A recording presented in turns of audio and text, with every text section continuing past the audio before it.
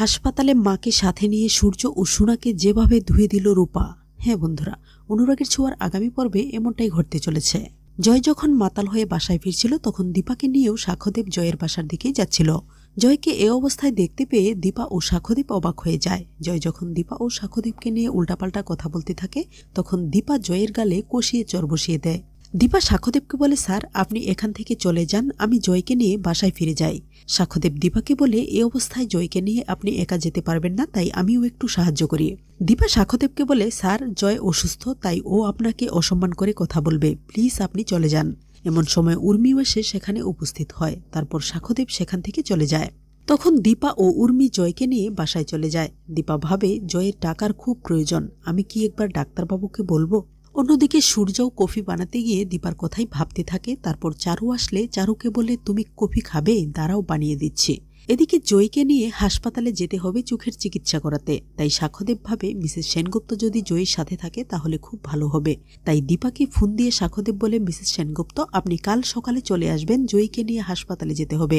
অন্যদিকে জয়ী তার বান্ধবী অলিকেও বলে সে যেন তার বাবাকে নিয়ে হাসপাতালে চলে আসে। পরদিন সকালে দীপা খুব তাড়াতাড়ি করে চলে আসে রেস্টুরেন্টে, কারণ তাকে স্যারের মেয়েকে নিয়ে হাসপাতালে যেতে হবে।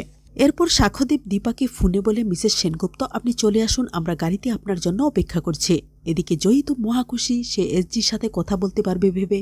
তারপর দীপা চলে আসে গাড়ির সামনে। গাড়িতে উঠতেই জয়ী দীপাকে জিজ্ঞেস করে, কেমন আছেন আপনি। দীপা উত্তর দিতেই জয়ী অবাক হয়ে যায়, কারণ তার মায়ের গলাটা এখনো তার স্পষ্টভাবেই মনে আছে। জয়ী যতই দীপার সাথে কথা বলে ততই দীপাকে তার মায়ের মতো মনে হয়, কিন্তু জয়ী দীপাকে কোনো কিছুই বলে না। তারপর হাসপাতালে গিয়ে অলির সাথে কথা বলতে থাকে জয়ী। এমন সময় সূর্য এসে অলিকে ডাক দিতেই জয়ী চমকে যায়। বাবার গলা ভেবে অলিকে জিজ্ঞেস করে, কে আসলো।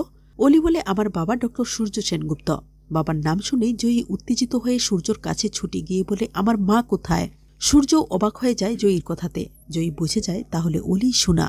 এমন সময় দীপাও এসে সেখানে উপস্থিত হয়ে যায় আর জয়ীকে বলে, জয়ী তোমার কি হয়েছে, তুমি ঠিক আছো তো। সূর্যকে দীপা যখন ডাক্তারবাবু বলে ডাক দেয় তখন জয়ী নিশ্চিত হয়ে যায় এটাই তার মা দীপা।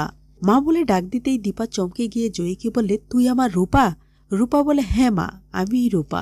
সোনাও অবাক হয়ে যায় পাতা মেয়েকে দেখে। সোনা যখন রূপাকে পাতা মেয়ে বলে ডাক দেয় তখন রূপা বলে, হিংসুকুটি, তোমার তো মা আর পাতা মেয়ের কোনো প্রয়োজন নেই। বাবা আর চারুকে নিয়ে তো তুমি বেশ ভালোই দিন কাটাচ্ছ। সূর্য রূপাকে জড়িয়ে ধরতে চাইলে রূপা বলে, রূপার তো বাবাকে কোনো প্রয়োজন নেই, রূপার মা ফিরে এসেছে, এবার রূপার কারো প্রয়োজন নেই। দীপা রূপাকে বলে, মা বাবাকে এভাবে বলিস না, বাবা খুব কষ্ট পাচ্ছে। তো বন্ধুরা, তোমাদের কি মনে হয় দীপার কথাতে রূপা কি সূর্য আর সোনাকে পারবে এত সহজে ক্ষমা করে দিতে? জানিয়ে দাও কমেন্ট করে। ধন্যবাদ।